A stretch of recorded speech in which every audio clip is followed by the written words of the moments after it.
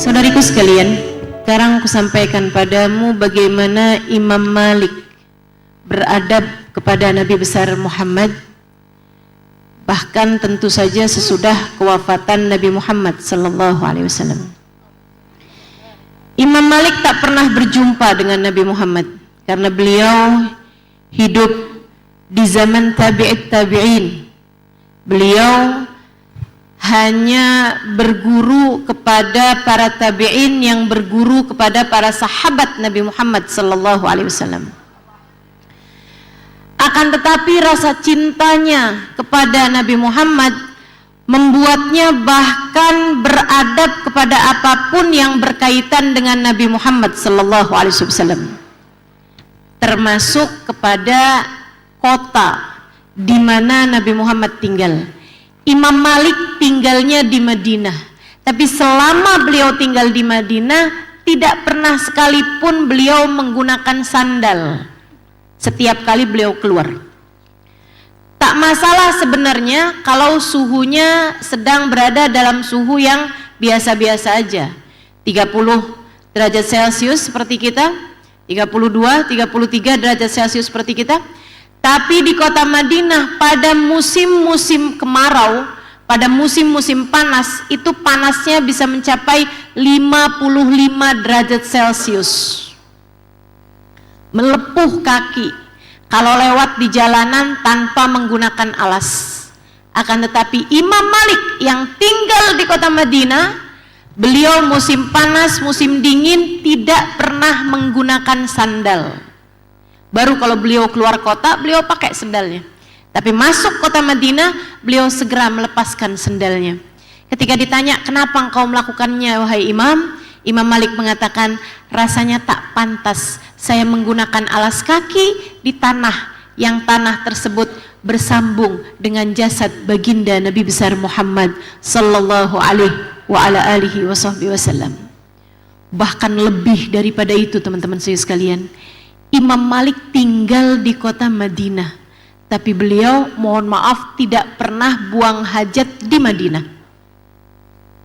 Kebayang seperti apa repotnya kehidupan Imam Malik andai tidak karena cinta.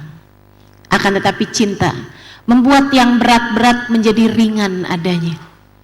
Cinta membuat yang berat-berat ringan adanya. Makanya hadir maulid seperti ini nih, kalau nggak punya cinta, desek-desekan, panasan, jadi terasa berat. Tapi buat para pecinta, ringan aja. Bahkan sesuatu yang menyenangkan. Mudah-mudahan kumpul kita hari ini di tempat ini, Allah izinkan kita untuk berziarah ke makam Nabi Muhammad SAW di kota Madinah sana, hingga kemudian Allah perkenankan kita ada dalam rombongan Nabi Muhammad kelak di hari akhirat nanti, insya Allah, amin ya rabbal alamin.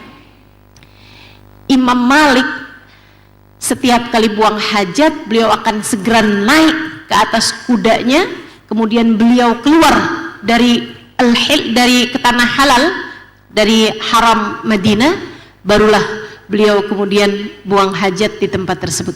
Teman-teman saudaraku sekalian, bertahun-tahun, bukan sekali dua kali, bertahun-tahun beliau melakukan hal yang seperti itu.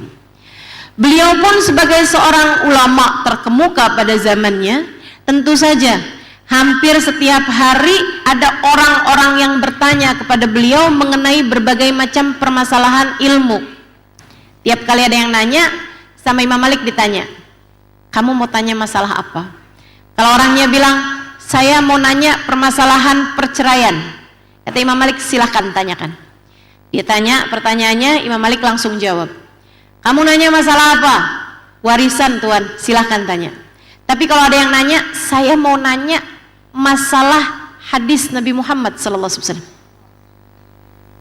Atau ada yang bertanya, saya mau menanyakan mengenai sifat Nabi Muhammad SAW. Atau kalau ada yang bertanya, saya mau menanyakan tentang apakah benar ucapan ini dari Nabi Muhammad SAW. Kalau ada sesuatu yang berkaitan dengan Nabi Muhammad, Imam Malik berkata, kalau begitu tunggu dulu, saya akan masuk ke dalam untuk mandi. Beliau pun masuk ke dalam rumahnya, beliau mandi terlebih dahulu, beliau kemudian memakai baju putih terlebih dahulu, beliau berwangi-wangi terlebih dahulu, barulah kemudian beliau keluar untuk menanyakan permasalahan yang tadi ditanyakan oleh si penanya, dan menjawabnya dengan menghadap kiblat, dengan sikap yang sempurna. Ketika ditanya, mengapa engkau melakukan yang seperti ini wahai imam? Katanya Imam Malik, sebab Nabi Muhammad adalah sempurna, maka saya pun berusaha untuk memantaskan diri menjawab pertanyaan tentang baginda Nabi besar Muhammad sallallahu alaihi wasallam. Jangan tanya mengenai kesunahan Nabi Muhammad yang beliau praktekkan. Teman-teman saya sekalian, beliau selalu melakukan apapun yang dilakukan oleh Nabi Muhammad.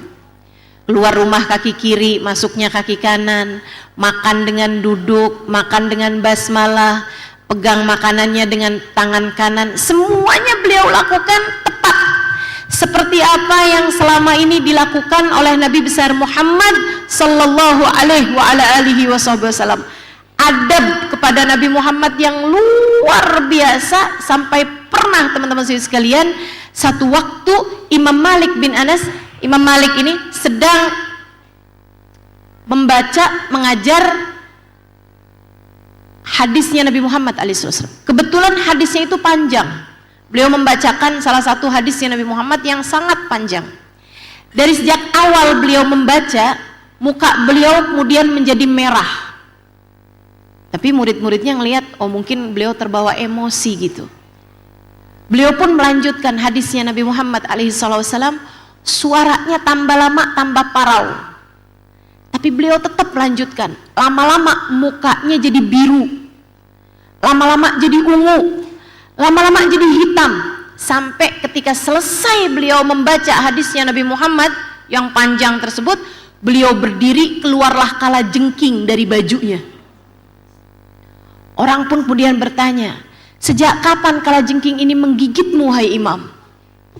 Imam Malik berkata, sejak awal hadis tadi. Kenapa engkau enggak keluar dari hadis tersebut? Inilah akta hadis Rasulullah sallallahu alaihi wasallam. Aku tidak pernah mau memutuskan ucapan Nabi Muhammad sallallahu alaihi wasallam. Padahal ini Nabi Muhammadnya udah wafat, teman-teman. Cuman bacain hadisnya Nabi Muhammad. Beliau tuh merasa bahwa kalau beliau sedang membacakan hadisnya Nabi Muhammad, merasa seolah Nabi Muhammad sedang mengucapkan hadis tersebut. Jadi katanya beliau, saya tidak mau memutuskan ucapan Nabi Muhammad SAW. Itu adalah sesuatu yang sangat tidak sopan, sesuatu yang sangat tidak beradab kepada Nabi Muhammad, bahkan di saat beliau digigit kalajengking sekalipun. Masya Allah. Ini Imamun al-Malik. Mudah-mudahan Allah karuniakan adab kepada kita, sebagaimana Allah telah mengaruniakan hal itu kepada para ulama-ulama di atas kita. Teman-teman saudaraku sekalian yang saya muliakan, Imam Syafi'i berkata, saya belajar dari Imam Malik 18 tahun. 16 tahun saya belajar adab dari Imam Malik, 2 tahun saya belajar ilmu fikih dari Imam Malik. Saya tidak menyesali yang 16 tahun, yang saya sesali justru yang 2 tahun. Kenapa enggak semuanya saya pakai buat belajar adab dari Imam Malik? Karena ilmu fikih bisa saya dapati dari selain beliau, akan tetapi ilmu adab hanya bisa saya dapati dari Imam Malik. Teman-teman saudaraku sekalian yang saya muliakan, Imam Syafi'i dalam salah satu ucapannya berkata, ij'al ilmaka milha wa adabak daqiqa. Jadikanlah ilmu kamu itu hanya seperti garamnya aja, adabnya, akhlakmu, bagaimana kamu memiliki hati yang tawadhu kepada Allah, kepada Rasulnya, jadikanlah sebagai tepungnya. Kita kalau mau masak apa-apa, mau bikin roti, tepung banyakan apa garam banyakan? Tepung dong banyakan. Itu katanya Imam Syafi'i, yang jadi tepungnya biar adabnya aja. Mudah-mudahan Allah karuniakan adab kepada kita sekalian. Insya Allah bersama sedikitnya ilmu kita, mudah-mudahan adabnya dibanyakin sama Allah Subhanahu Wa Taala. Sehingga sekalian, sebab Sayyidil Habib Umar bin Hafid, guru kita semuanya mengatakan, al-madad ala gadril adab. Allah tuh bakal ngasih pemberian-pemberian sesuai dengan bagaimana adab kita. adab kita kepada Allah, adab kita kepada Nabi besar Muhammad sallallahu alaihi wasallam, adab kita kepada para ulama, adab kita kepada ilmu, adab kita kepada guru-guru kita. Mudah-mudahan Allah karuniakan kepada kita semulia-mulia adab insyaallah, sehingga mendekatkan kita kepada baginda kita Nabi besar Muhammad sallallahu alaihi wa ala alihi wa sahbihi wasallam.